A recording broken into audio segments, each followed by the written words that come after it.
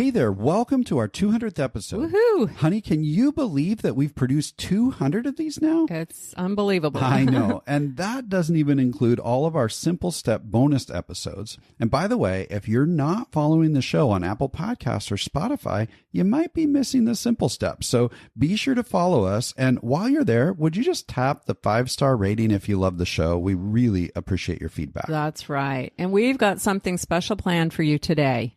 You might already have realized that we've been talking about different aspects of wellness for our kids over the past couple of weeks. Mm-hmm. Today, we're exploring an aspect of wellness for marriage, and we're doing that in a unique sort of way. Mm-hmm. We'll be candidly sharing with each other as you listen in. So get ready for lots of unplanned, unscripted dialogue that we'll be sharing with each other today.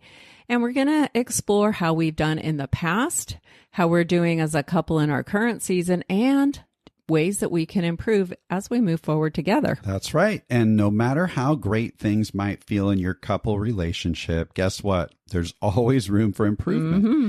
Because, you know, if we want to experience an enduring love that grows and deepens with time, rather than being diminished by all the stresses of life, we've got to be intentional and actively seek ways to build on what we have and improve areas of our relationship where we might be vulnerable or at least not as strong as we could be. So buckle up for a fun ride today. We're going to be jumping into it just on the other side of the intro. And while this intro plays, make sure you share a star rating for the show and maybe even leave us a review. Mm-hmm. Welcome to the Blended Family Breakthrough Podcast. We're your hosts, Mike and Kim. We believe in a world where blended families can experience a future full of hope, connection, and peace. That's why we offer tools, strategies, and guidance that move you from a place of confusion and conflict to experiencing a life of confidence and connection. We're so glad you're joining us for authentic and sometimes comical conversations as we cover everything from romance to parenting, and yes, even dealing with that difficult ex. So if you're ready to experience breakthrough in your blended family, you're in the right place. Let's dive in.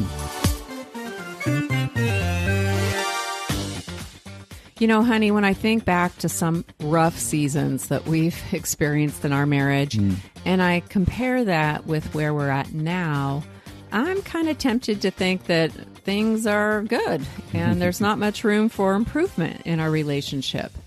However, recently I read the book, The Go-Giver Marriage, and it made me realize that there's a lot of room for improvement and deeper levels of intimacy and wellness that we could experience, especially in the area of generosity. I agree. I read that book a while back, and I found it really intriguing. Let me share just a tiny bit of background on it. So in 2009, John Mann and Bob Burg wrote a little book called The Go-Giver, and it's a story about a powerful business idea. So the book became a bestseller as it kind of struck a chord throughout the business community. Mom and pop shops were getting it, multinationals, entrepreneurs, government agencies. People started using the book to define a new values-based way of doing business. But something unexpected happened. Lots of people started sharing how they were using the Go-Giver concept, not just in their business, but also in their schools and churches and communities and homes, and yes, even in their marriages. And then people started to ask, hey, when are you going to write a Go-Giver book about building successful relationships? And at the same time, author John Mann and his wife Anna noticed how for years friends had been asking them what their secret was to keeping their love so fresh and alive. Although they'd faced plenty of hardships, through it all, their love and happiness only grew stronger. One of their friends asked, hey, what's your secret sauce? That's right. And so they thought about that question for a while, and they both came to the same conclusion. Their secret sauce came down to one word, and that is giving.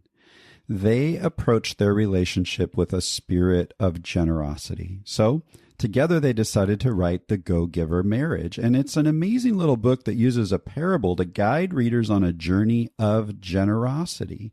And then it maps out what they call the practice, which are the 5 secrets to lasting love. And so we really recommend this book. And of course, we've included a link in the show notes so that you can find it nice and easy. Yeah, get your copy. So today we're going to put our relationship under the microscope around the man's secrets to lasting love and share, like I said, where we've been in the past, where we're currently at, and how we hope to make some improvements and strengthen the secret sauce of giving in our marriage. Now, honey, we've explored many aspects of a healthy relationship here on the show. Sure. We've talked about friendship and empathy, communication skills, sex, vulnerability, and commitment. But the topic of generosity is something we haven't talked too much about. And so I'm excited to get started because, again, like I said, after reading The Go-Giver Marriage, I believe we've got some room for improvement. Well, you know, I am all about intentional growth and improvement. So I'm honestly excited for this episode. So John and Anna Mann, the authors, say that lasting love is like good health. More than any grand gesture or big dramatic life changes, it's built out of the little things that you do every day. And sometimes the smallest things make the biggest differences, especially when they're done with consistency. That's right. Putting these 5 practices into action won't make your love perfect, but they can make your love better, deeper, richer, more satisfying, more uplifting.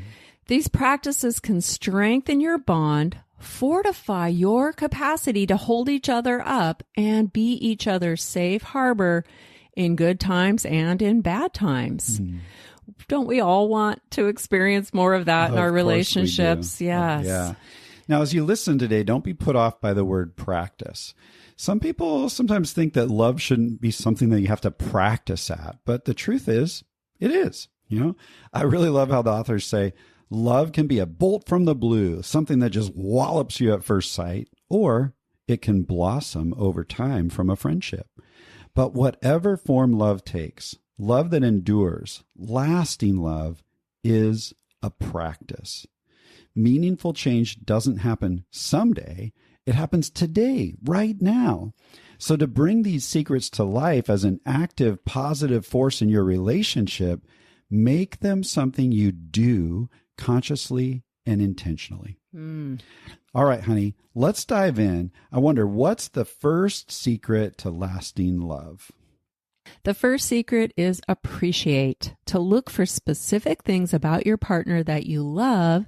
And when you notice those things, take a moment to tell them. You know, we all have a need to be seen, noticed, and appreciated.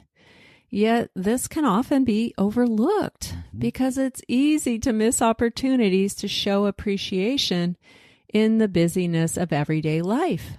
We often become focused on our own personal reality and might fall short on noticing and verbally acknowledging all of the big and the little things that our partner brings to the table. That's absolutely right.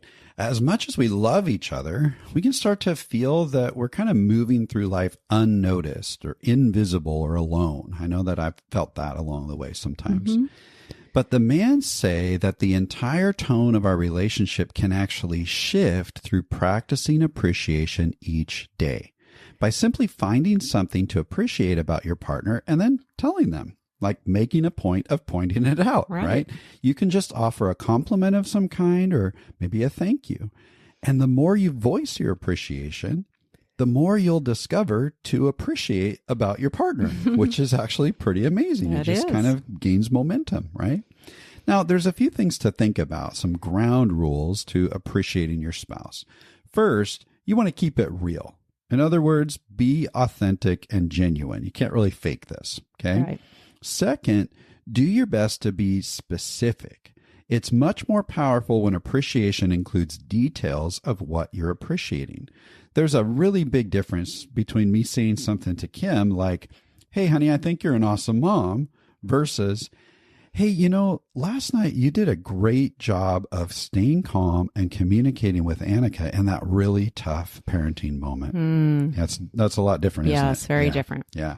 So we want to keep it real. We want to be specific. And the third ground rule is you've got to speak your appreciation out loud. And that is key. If it doesn't come out of your mouth, then the other person doesn't know. Yeah. I think often I make the mistake of just kind of assuming, honey, that you already know how much I appreciate you. And so you really don't need to hear it. But the truth is we all need to hear it. And, there are times when I think really positive things about you, and I'll even tell my friends about how much I appreciate you, and I'll sing your praises to them, but then I fall short of actually telling you. I'm recognizing that when we continually fall short of expressing appreciation, our partner they start to feel that they're being taken for granted because they don't feel seen, noticed, or appreciated. Yeah. And you've probably felt that way at times in our relationship. I have. And I can actually relate to that because I have felt taken for granted in my previous relationships. And I don't know about you, but that's a powerful demotivator, right? If I'm doing things to serve and care for my partner, but I'm not feeling appreciated or that it even matters to them, well, why would I continue to support, serve, and care for them? Like, it demotivates me. Yeah. What I hear you saying there is that the lack of appreciation in a relationship can create patterns of withholding. So if I feel unnoticed and unseen in all the things that I'm trying to bring to the table, then I'm just going to slow my roll a little bit, or maybe even stop those efforts that I've been making to contribute. Exactly. And I shared earlier that as I read this book, I became aware of areas of growth for us, honey, me specifically around this one of appreciate that I could definitely improve on. And I thought it might be fun for us to do some self-assessment around each of these secrets to lasting love and kind of challenge ourselves with a few next steps. What do you think? I am up for it. Would you like to go first? Sure. Okay. Yeah.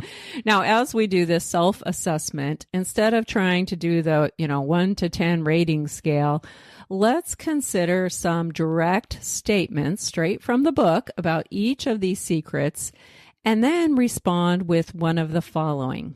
I strongly agree. I agree with that statement. I disagree, or I strongly disagree to that. And that's going to help us identify where we potentially need to grow. And as you listen in, we invite you to do your own self-assessment along with us. Yeah, that's a great idea. All right, honey, then let's just hop right in. When it comes to appreciation, how would you respond to this statement? I regularly and consistently practice giving real, specific, and spoken appreciation to my spouse. So remember, those choices are I strongly agree, I disagree, or I strongly disagree. I'd have to say I disagree to that. Okay, so you don't do it. I don't. Yeah, I have to say there is a lot of room for improvement. And what I appreciate about the book is that the man's offers some practical examples to each of these secrets and gives us some ideas of how we could step up. Yeah. And I read through those and I actually was like, wow, here's some specific areas where I can work towards offering more appreciation towards you. Well, that piques my curiosity. What might be some examples of that? Well, for one, I can appreciate you tracking and paying our bills, doing the taxes, and managing our finances. That's a lot. And that's just one. And, honey, there are other things I appreciate about you, but I'm going to keep those to myself for now. Oh, wait, you're supposed to speak them out loud. No, I will, but I'm planning to practice this secret by sharing those with you later on a more regular and consistent basis. I have some things. Yeah. So you're trying to make it a habit. I'm trying to practice this. Yes, great. Exactly. I'm realizing that I can't agree with that statement and there is room for improvement, especially on the verbal part of that. Great. Yeah. All right. All right, honey, your turn. How would you respond to that statement? I regularly and consistently practice giving real, specific, and spoken appreciation to my spouse. Okay, well, I think I can go with agree, but not necessarily strongly agree. Okay. And that's really because I think I'm pretty good at making it real and genuine. And I think I'm pretty good at it coming out of my mouth because I talk a lot anyway. Yeah. But I'm not always great at making it very specific about those, that example like I gave earlier. Okay. I can be more general, like, hey, way to go, atta girl, that kind of thing. And so I want to work on being more specific. Okay. Yeah. Yeah. So it's great for us to kind of do these assessments on how do I think I'm doing and how do you think you're doing. But it's also really good to learn from each other. What is it that makes you feel appreciated? And we'll kind of look at this with all of these secrets to love as well. But that helps us learn about each other and to know, okay, what could I do to help you to feel more appreciated? How can I get better? So I think it might be fun to share with each other and, of course, with our listeners, because you're listening right now. But some specific times where maybe we felt appreciated. Would that be okay with you? Sure. Okay. Yeah. So when was maybe at least one specific time where you really felt appreciated?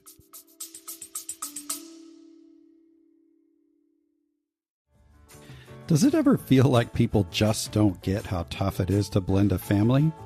What if you could experience a community that's all about healthy support, guidance, and practical strategies that help you thrive in your blended family? Well, now you can. Blending Together is a supportive community for blended family couples just like you. We've educated and supported hundreds of couples navigating the unique challenges of blended family life. Now we're inviting you to join our community and experience the transformation that awaits you.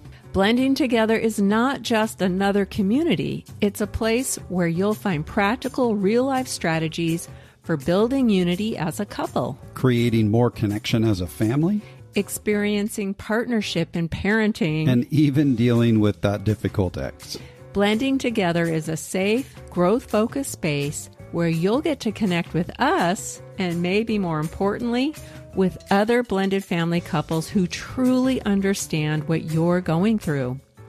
Along the way, you'll discover practical tools, guidance, and hope that empower you to find a future full of confidence and connection. When you join Blending Together, you'll gain access to a variety of resources like our private Facebook group and online learning platform, monthly coaching meetings, monthly Q&As, and you'll even get to vote on the content for our monthly workshops. Blending a family can often leave couples feeling alone or isolated, and quality support can sometimes be expensive and hard to find. That's why we're offering you access to all of this at a super low monthly rate, because every blended family deserves the opportunity to thrive regardless of their budget. So scroll all the way to the bottom of the show notes and click the link to join us in the Blending Together community and meet other couples just like you in our upcoming community meeting. Plus, when you join before the end of the month, you'll gain access to our brand new bonus mini course that will help you make quick headway. Hey, thanks so much for joining us today. We can't wait to meet you inside Blending Together. Just click the link all the way at the bottom of the show notes to get started. We'll see you there.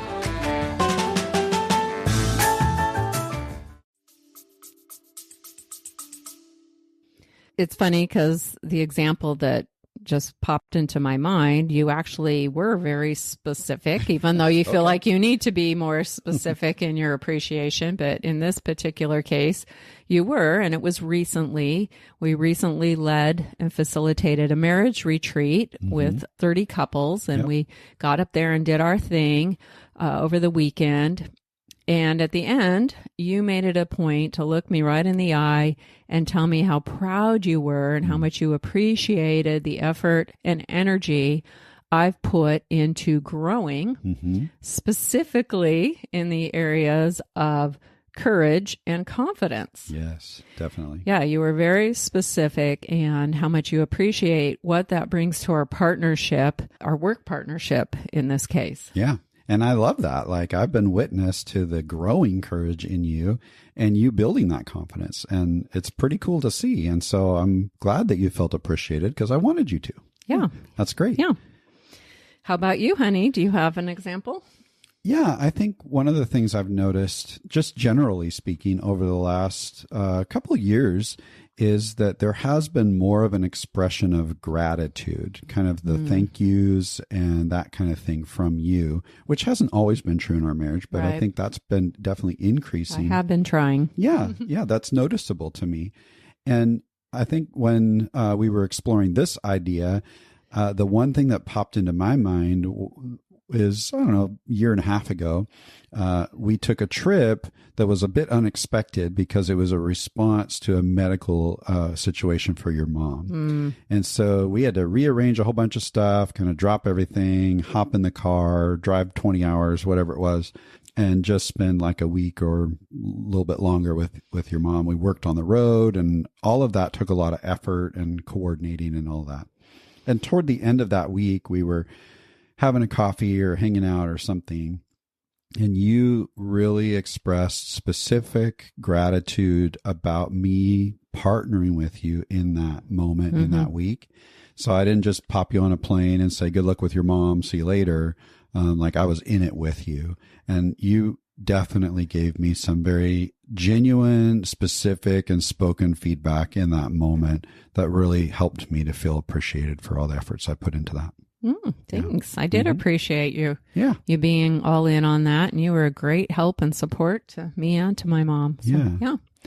Let's shift a little bit of a different focus here, because the Manns also mention that each secret has a familiar opposite. And the opposite of appreciate is criticism. The toxic thing about criticism is that it easily becomes a self-perpetuating cycle. It actually creates its own momentum.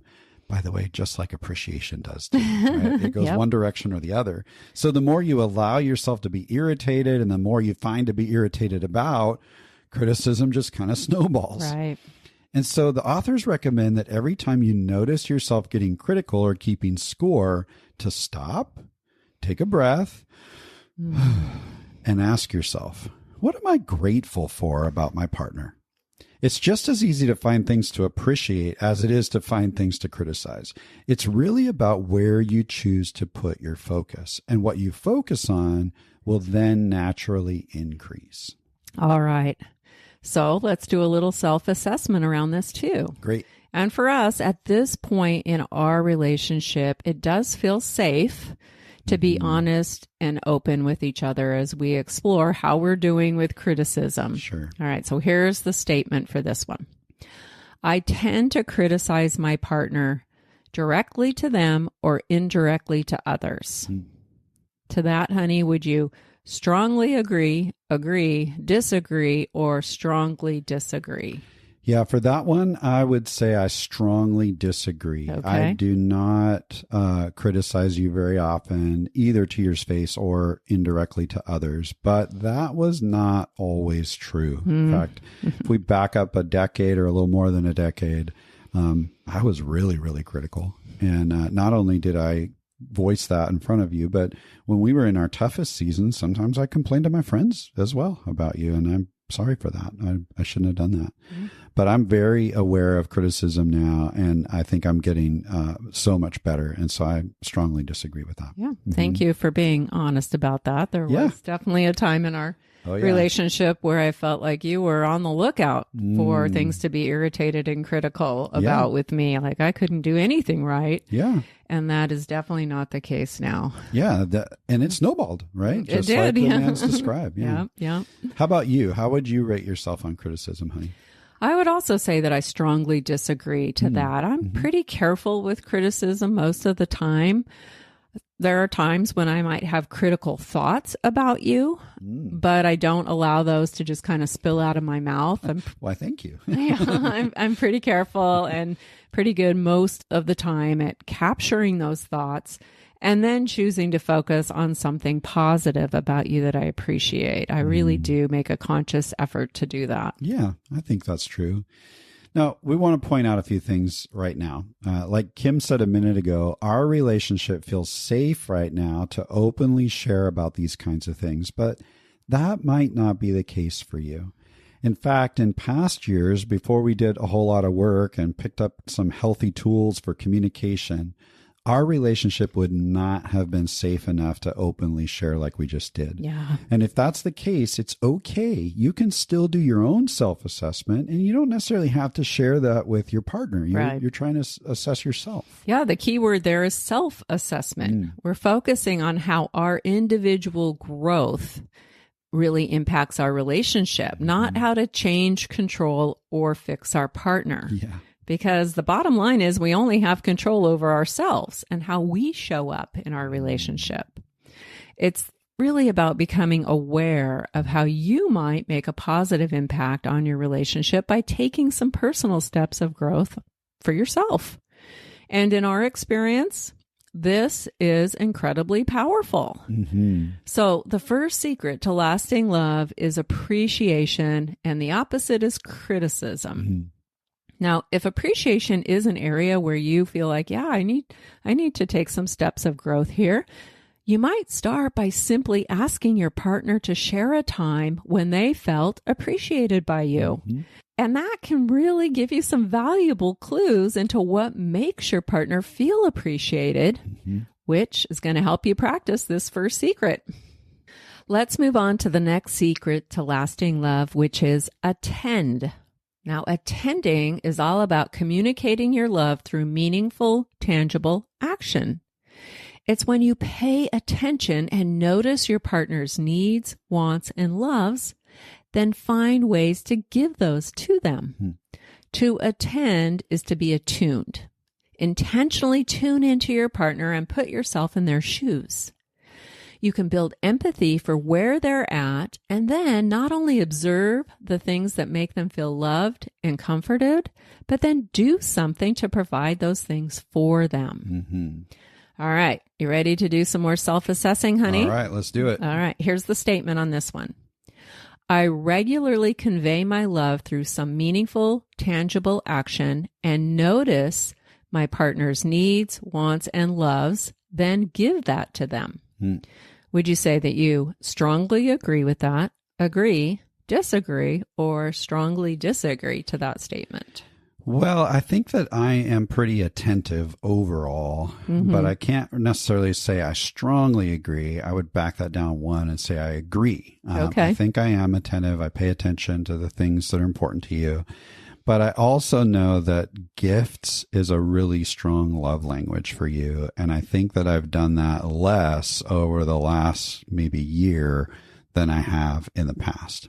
And so I think that's one area where I could increase. And I think I've learned over the last little while about you that gifts to you don't mean I need to go out and, buy, jewelry or a new car or something. Extravagant. Yeah. Like that. No. But the little tiny things that are thoughtful. Like I remember from the office, I grabbed a little tiny piece of candy one day and you were like, that's a gift to me. Yeah. Because it was something that you really like and it made me think of you, and that's the connection for you. So I think I could increase that a little bit. I do love little gifts, meaningful gifts. Yep. Absolutely. How about you? How would you respond to that statement? I regularly convey my love through some meaningful, tangible action and notice your needs, wants, and loves, and then give them to you. Well, I think I've done some growth over the years on this one. In the past, I was definitely kind of just coasting along, and there was probably a significant season in our marriage where I imagine, honey, you maybe felt neglected or deprioritized. But I have been making efforts to be more intentional in noticing and attending to you. And so at this point, I would answer that statement with, I agree. Okay. Still lots of room for improvement for sure, but I am more aware. And I feel like I'm in a season of growth on this one. Sure. Again, I'm really thankful for the examples that are shared in the book. And that gave me some new ideas of how to be more attuned to you. One is showing more physical affection, which is your love language. Yep. And you love and need that. So I've been trying to kind of hold your hand more and cuddle more, things like that. I hope you've noticed that a little bit. I've noticed that you've kissed my little bald head more often lately. I like that. Okay, you like that. Okay, I'll keep doing that. Okay. Thanks for the feedback. Yep. And of course, I've noticed that you, honey, are in a very busy season right now. You've got a lot of plates spinning. And so just noticing that and offering to take things off your plate when I can. I've been trying to do that. Sure. Like ironing your shirts and putting gas in the car, things that, normally is something you do. I've been trying to take those off your plate as much as I can and just give you some relief. Yeah, I've noticed that. Okay. So those are things that I think about. But honey, from your perspective, what might be an example of a time when you felt like I attended to your needs and wants? Yeah, good question. It's interesting that you kind of point out that my love language is more around physical affection, and that's absolutely right. I'm really cuddly, and that helps me to feel close.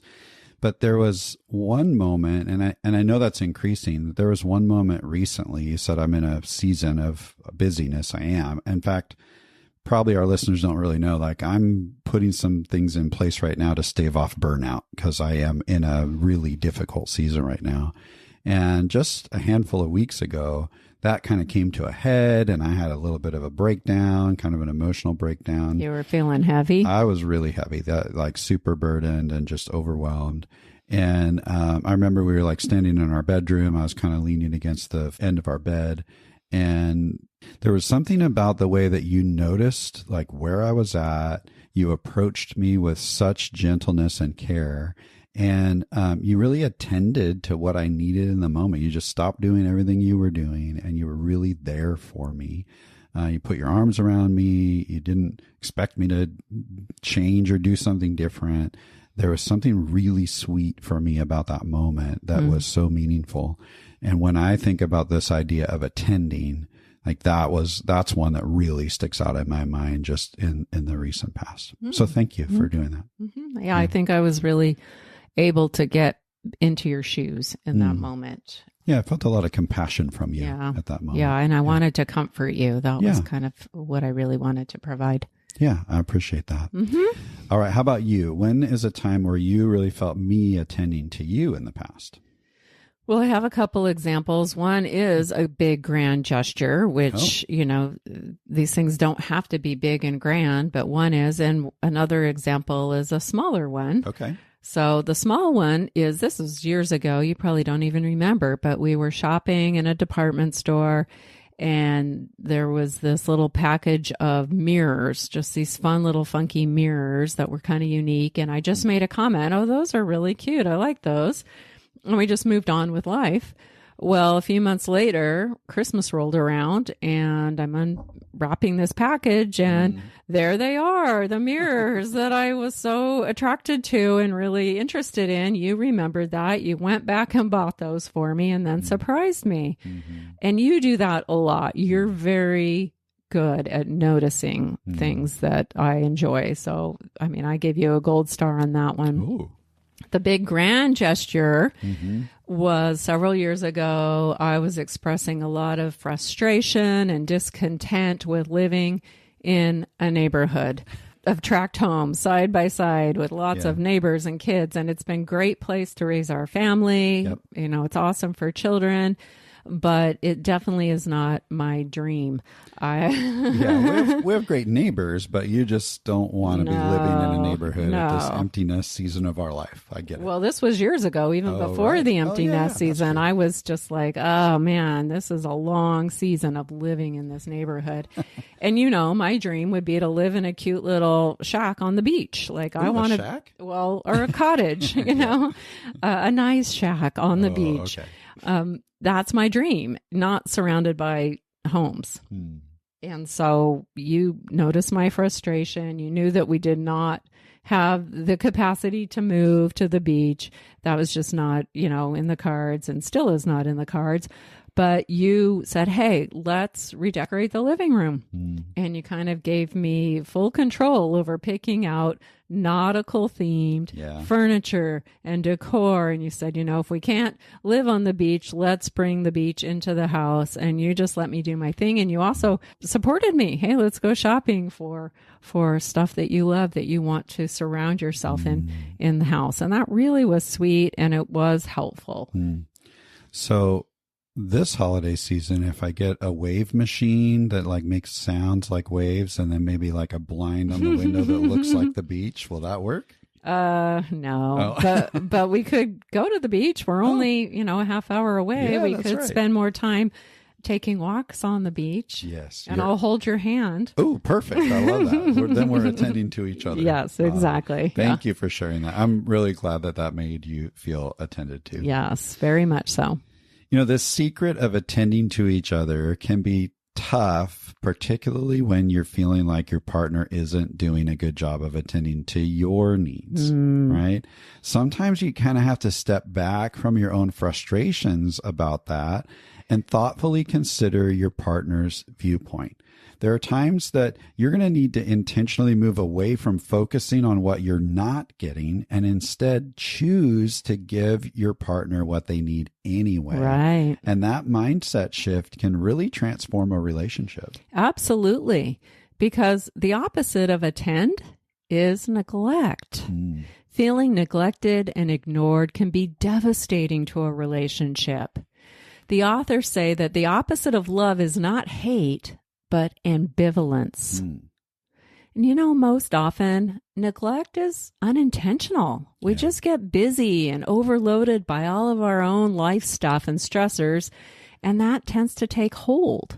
We don't mean to, but our attention slides and we start to coast. And as a result, our partner might feel like we're ambivalent in our love for them. We don't seem to care as much anymore or see them. Yeah. And then as time goes on, a lot of couples might allow minor irritations and their own unmet needs to turn into deep-set resentments that feed negative stories about each other. Right. And that erodes a relationship.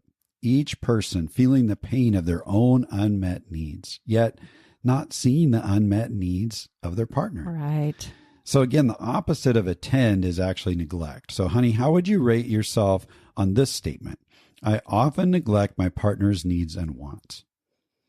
So to that one, I would say I disagree. I don't often neglect your needs and wants. I definitely have room for improvement around that one, though. Okay. Yeah. So you can get better at that, but you're not like often neglecting me. No, I would agree with that. Especially in this current season. I'm much more attuned to your needs and wants. Yeah.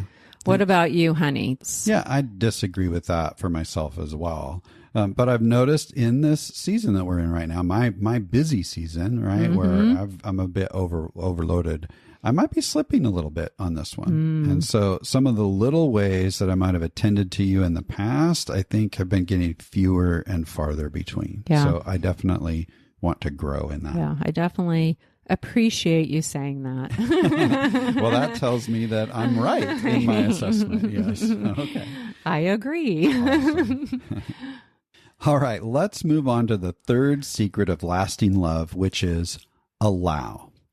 Now, allow is all about taking responsibility for the energy that you bring to the relationship.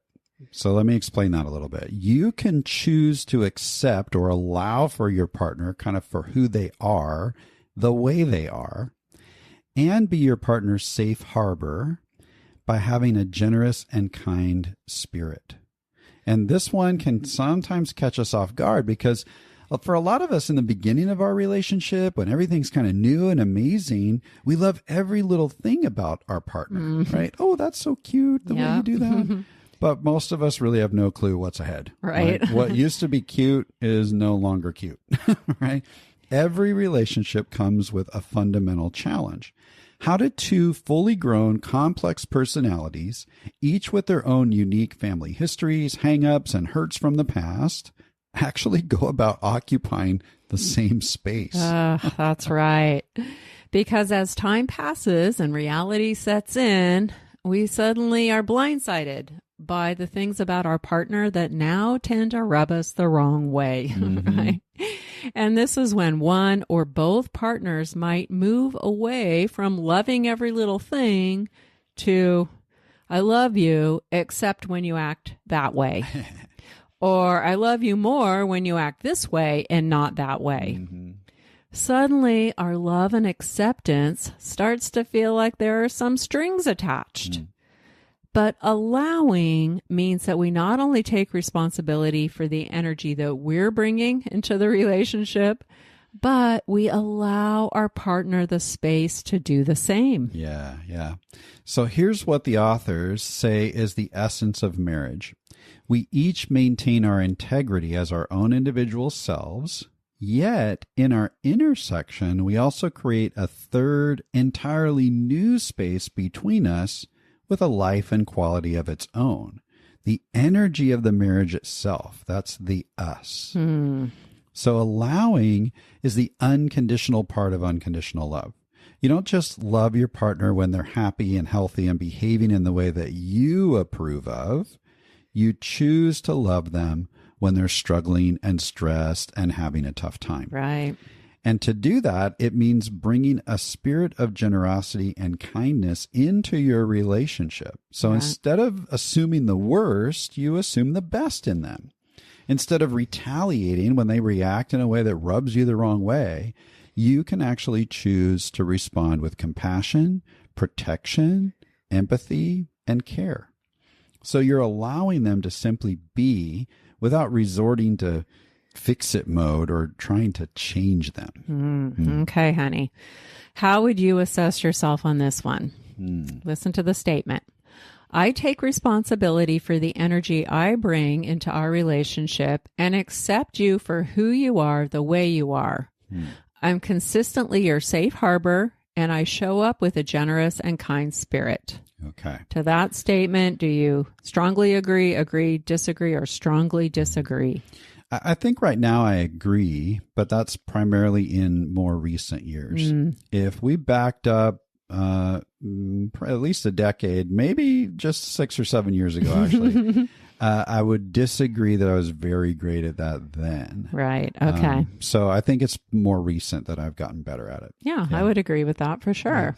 How about you? How would you respond to, I take responsibility for the energy I bring to our relationship and accept you for who you are, the way you are, and I'm consistently your safe harbor, and I show up with a generous and kind spirit? That one's kind of tough for me. I have to say that I agree with the first part, that I take responsibility for my own energy. Of course, there's room for growth. And I strongly agree on that second half, that I consistently show up as your safe harbor with a generous and mostly kind spirit. I'm certainly not perfect, but I'm giving myself a high assessment simply because I'm naturally not a very controlling person. I rarely go into fix-it mode. So even though over the years there have been many things that have rubbed me the wrong way, I think that I've been able to give you the space you need to take responsibility for your energy and identify areas of growth for yourself. Okay. Yeah. I'm not controlling. However, sometimes I can be a little passive aggressive. So there is room for improvement. Honey, I'm curious about your experience with me. When was a time that you sensed that I was allowing you to just be you? When did you experience this allow secret? Well, I think I have to kind of think about the different seasons in our marriage. And one of the things I used to feel was some dismissiveness from you, and that was maybe your passive aggressive way of just not engaging with who I was, particularly when I was in dream mode. So for our listeners, they need to understand that I have two very specific qualities that can put Kim in a difficult position. Right. One of those is that I can dream, and I can dream big. Yep. The other is that I talk a lot. So those dreams don't just stay in my mind, they come out of my mouth. And so Kim has to listen to me process lots of dreams and lots of thoughts, probably 85% of which are never, ever going to come true. Would you say that's true?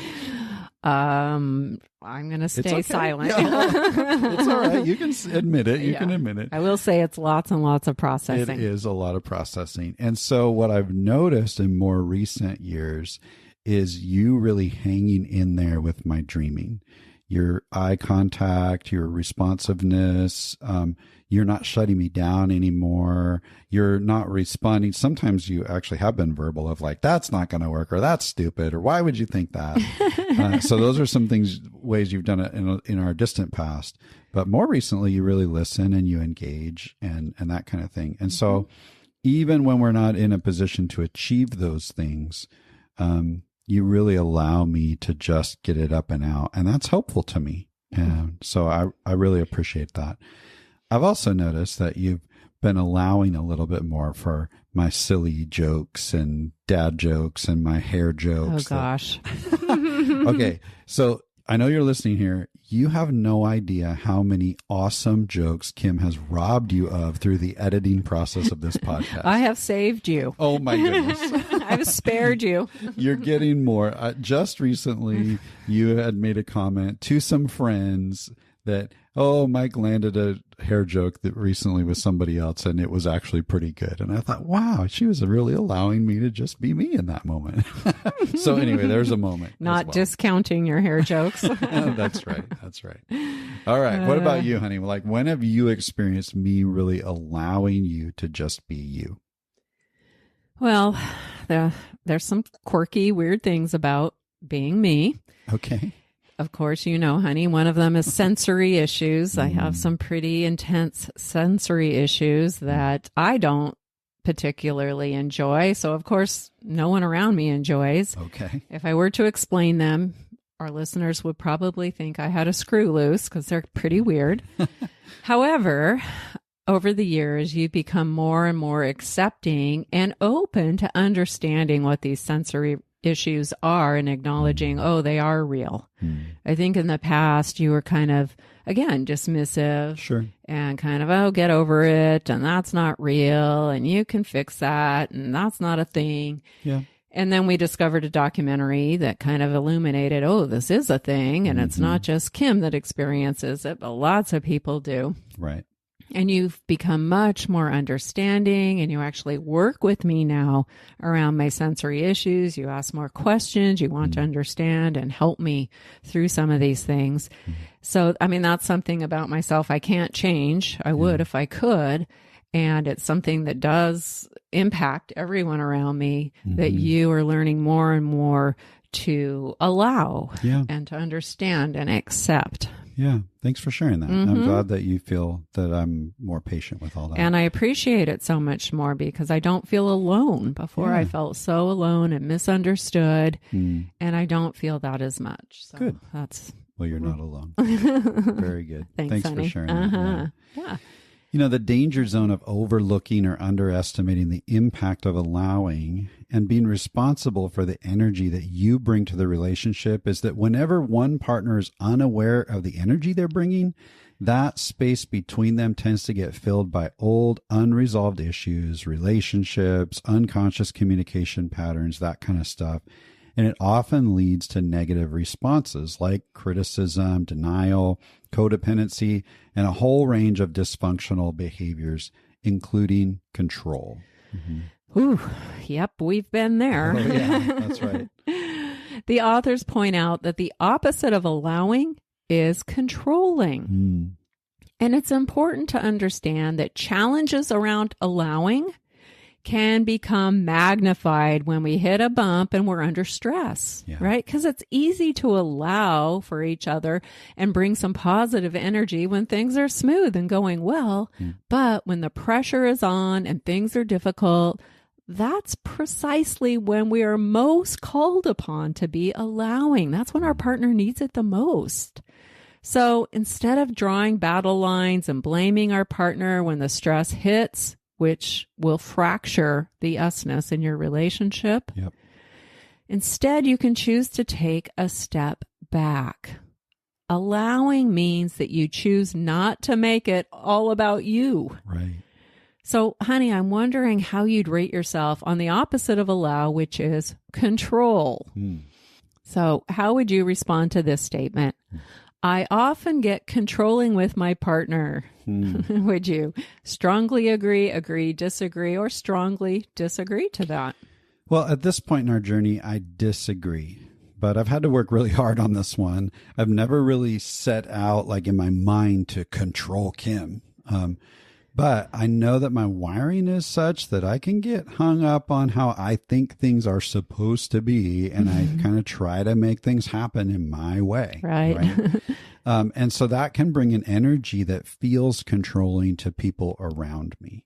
So honestly speaking, like totally transparent, like, do you feel that disagree to that statement is appropriate for what you're experiencing from me now at this point in our relationship? Or do you think I need more work than I think I do? I think you've made huge strides in this area. Although I do notice that when you're under pressure, when you're stressed out, when you're having a hard time, you do kind of lean back into that point of, I call it micromanaging me. Yeah. And I feel like I'm under the microscope and you're kind of pointing out things to me and getting a bit controlling. Yeah. When you're under stress, when you're not under stress, you're awesome now. You've definitely improved. Okay. Yeah. Thanks for sharing that. Yeah, I appreciate it. So I'm making progress. That's good. You are. Whew. Yes. All right. Yes. That was a risky question. I don't think of you as a control freak anymore. Oh, good. Yeah, that's I've dropped that label. okay. Just controlling, not totally a freak, though. Sometimes Yes, controlling, yeah, okay. but I am able to see that, wow, he's under pressure. He's sliding into his control coping mechanism, and I give you grace and space there. Yeah, you do. And allow for that to happen. I don't get frustrated and upset like I used to because I understand what's going on. I can get up and out of the weeds and not take it so personal. Yeah. Again, it's not about me. Yep. Yep. I hear you. That's good. Thanks for that feedback. All right, hon. What about you? How would you respond to that statement? I often get controlling with my partner. Well, like I said, I'm naturally wired to kind of just go with the flow most of the time. I'm not much of a controller, but I definitely cannot give myself a perfect score here. So I'd say disagree. Okay. But not strongly disagree, because when I'm overwhelmed and when I'm struggling and feeling pressure, I tend to want things to go my way too. You know, we all want that, right? So while I'm not a controlling person, I can control in more passive ways by being impatient and dismissive.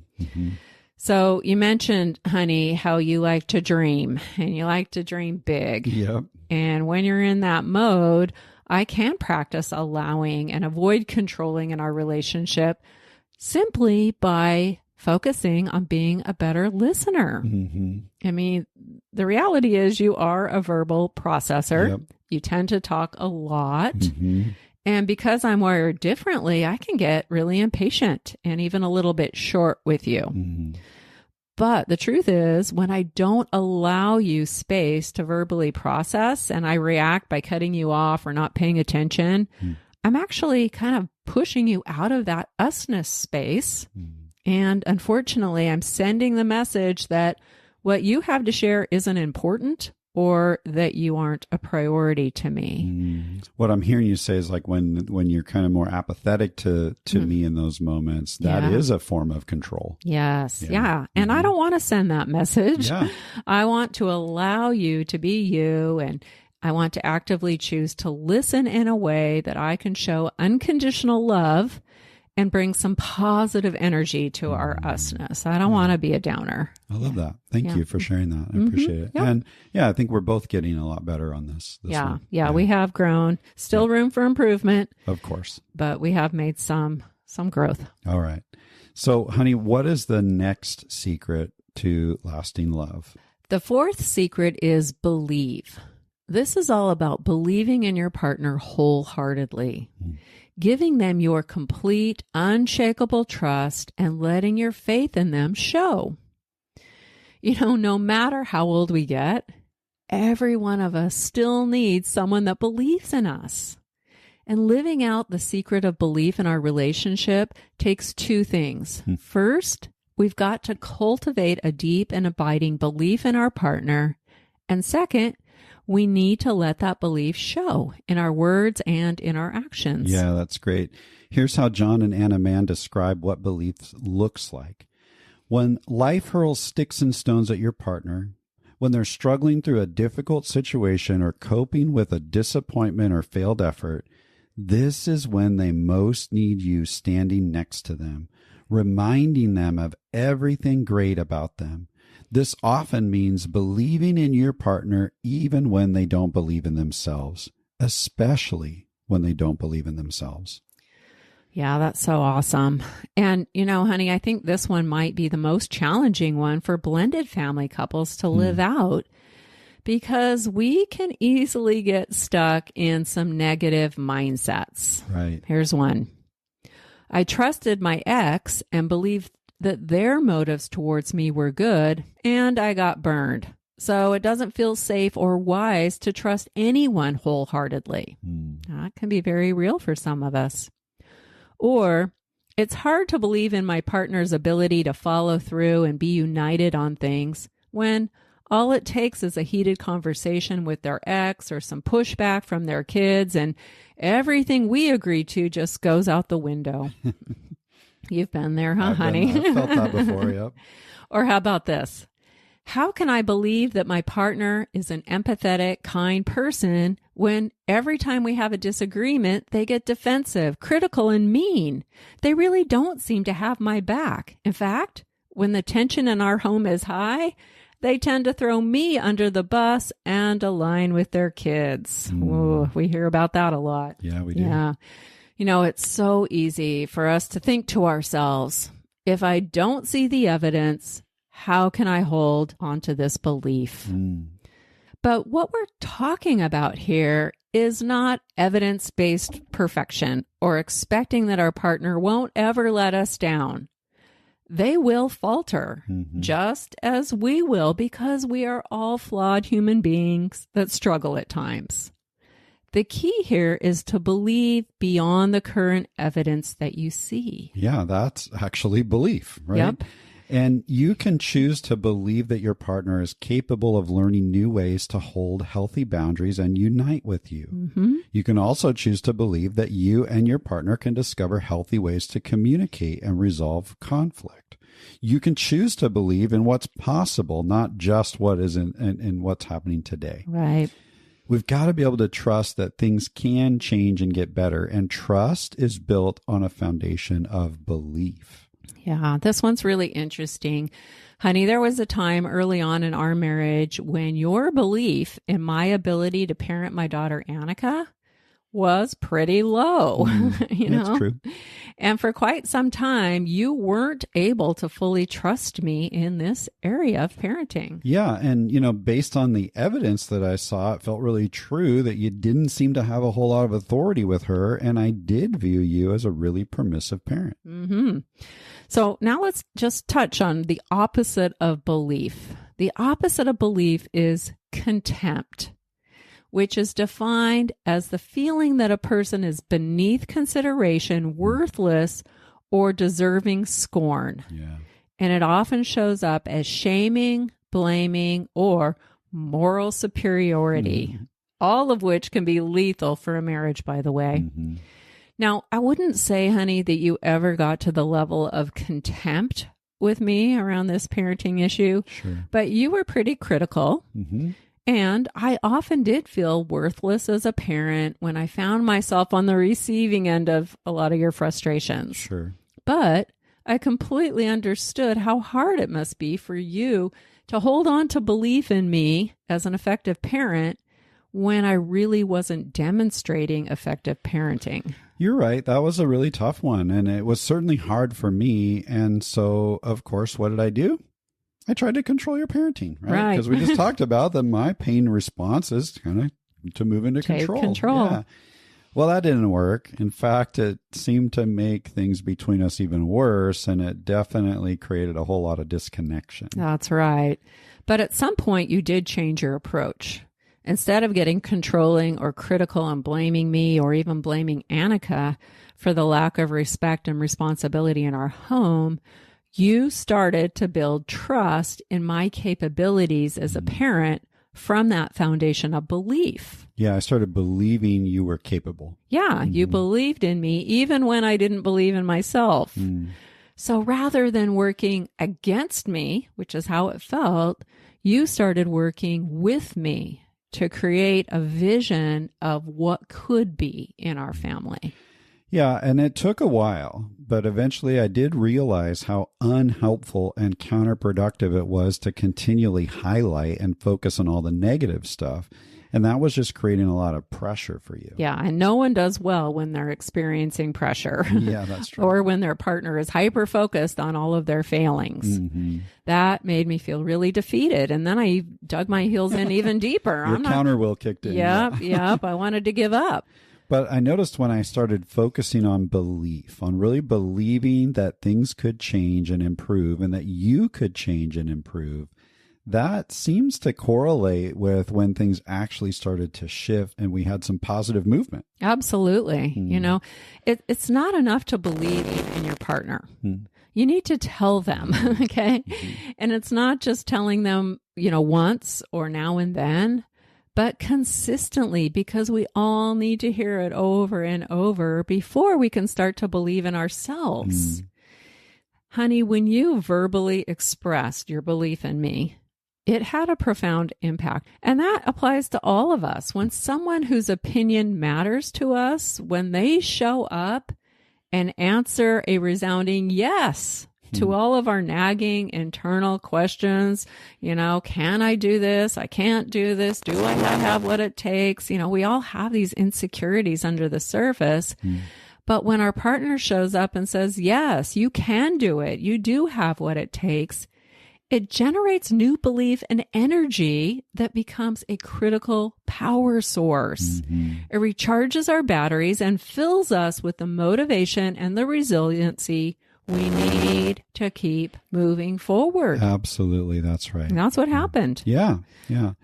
So we've kind of talked about me believing in you, honey. Let's flip that now. I'm wondering, how would you respond to this statement? I believe in my spouse wholeheartedly and offer my complete, unshakable trust and let my faith in them show.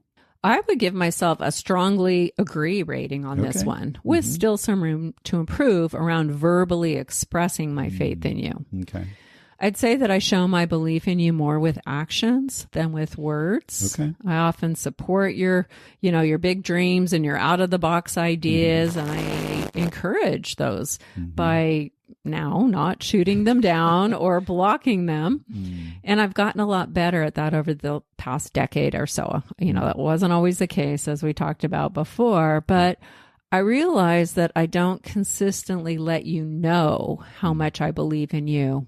So I really do want to start practicing this more, first by acknowledging your integrity and your valuable leadership skills, honey. Thank you. I want to express that.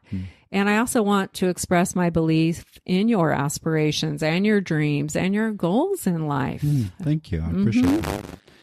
You know, this might sound a lot like showing appreciation that we talked about earlier, but expressing belief is a bit different. While appreciation and attention might focus on 1,000 little things about your partner, belief often goes straight to the very core of who they are. It's kind of the foundation of the relationship sometimes. Yeah, exactly. How about you, honey?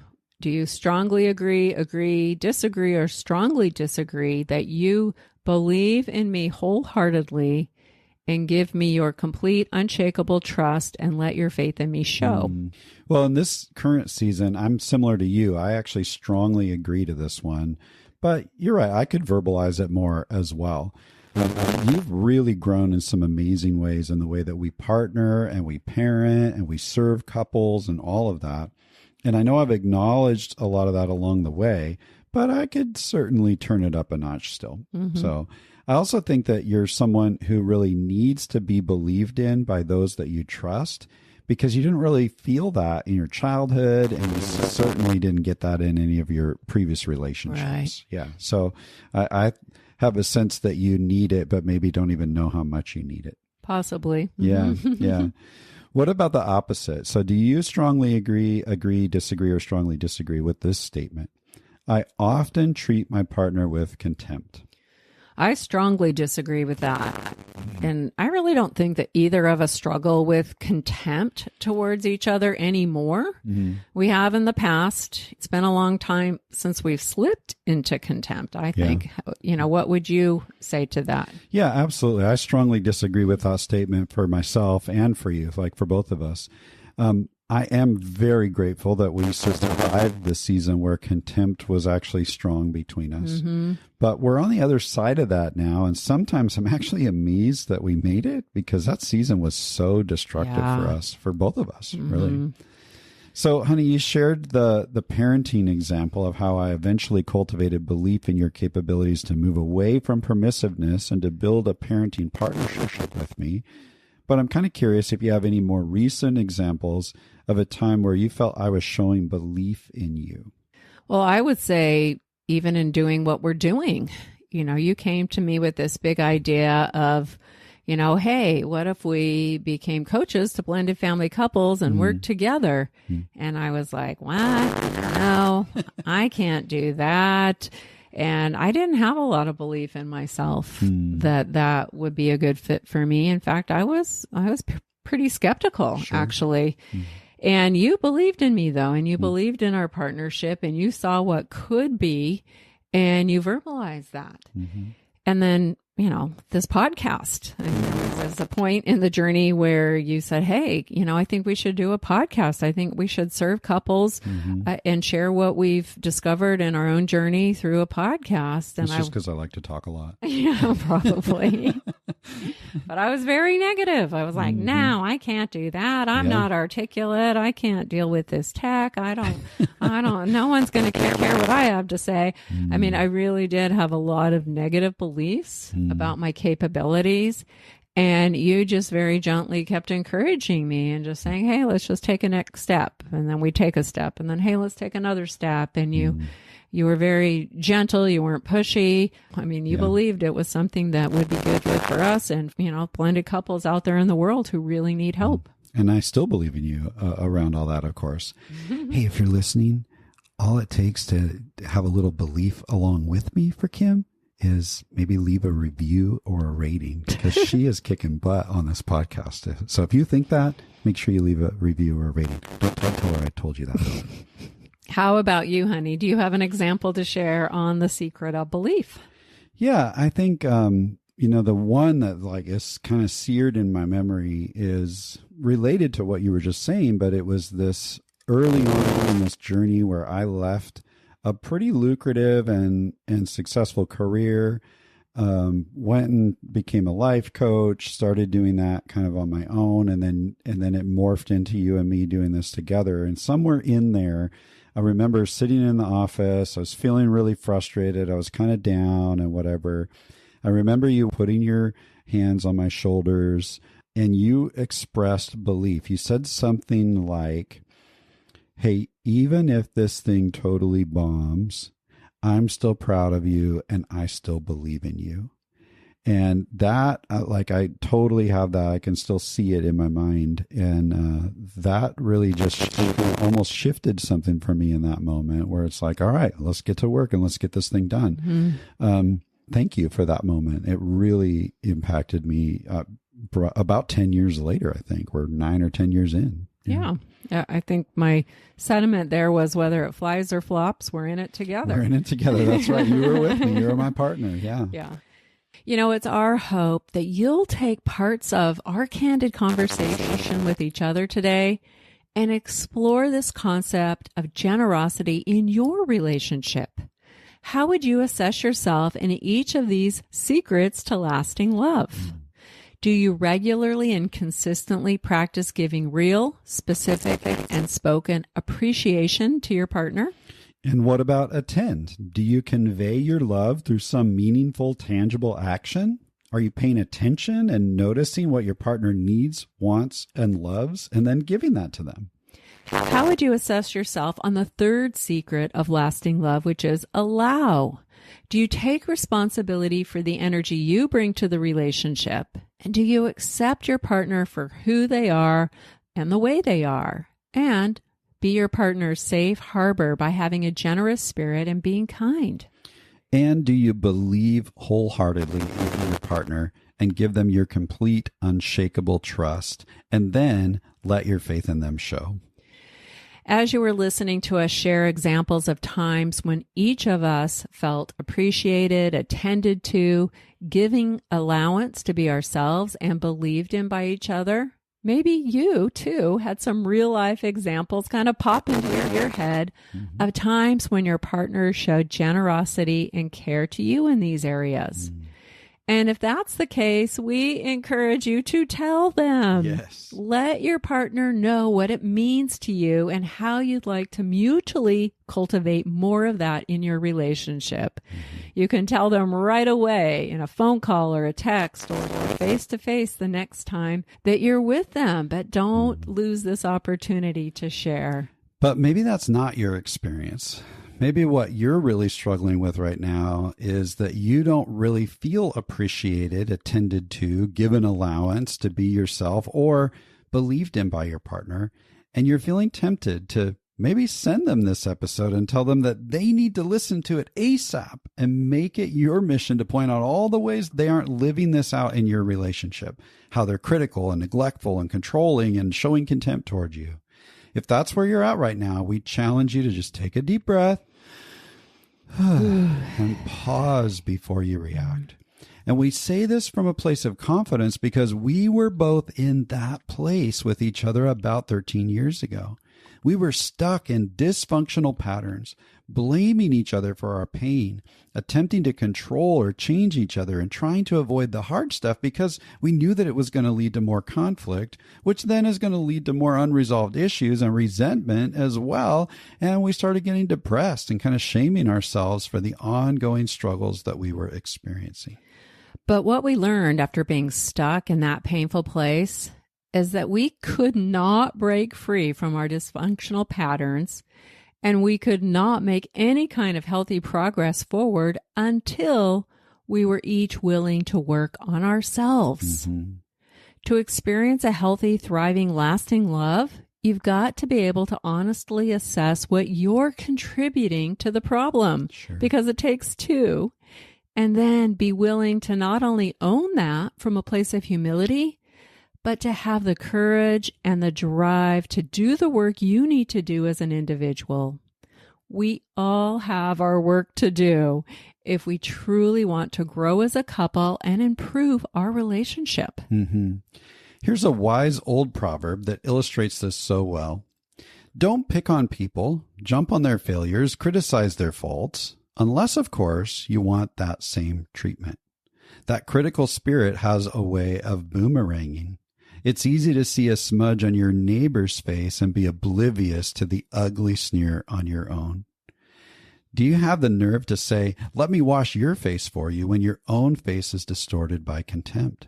It's this whole traveling roadshow mentality all over again, playing a holier-than-thou part instead of just living your part.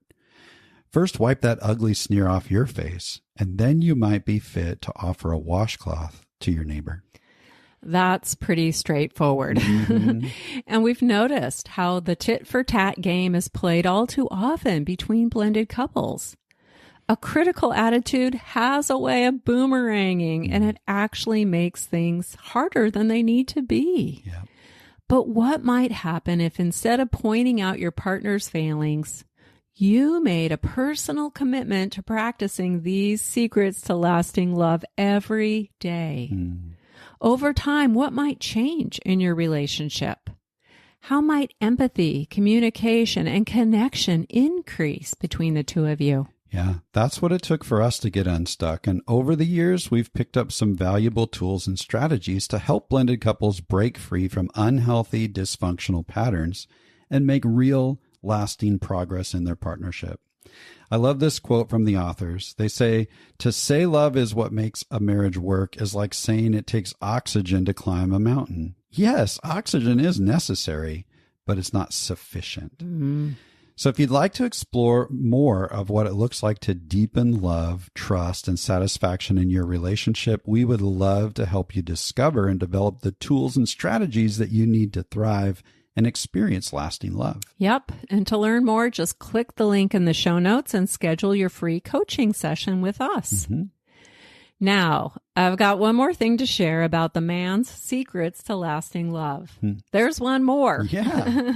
We shared 4 of them today, but the final one we've saved for our Simple Step bonus episode that will drop next week. That's right. But only if you're following the show on Apple Podcasts or Spotify or whatever other app you might be using to listen to the podcast. So make sure you follow the show if you haven't already so that you catch the 5th secret to lasting love next week. Hey, thanks so much for hanging in there with us and allowing us to share really kind of vulnerably and personally today. Yeah, this has been fun. It has been. Thanks, honey. All right, we're going to make this episode a wrap. Until next time.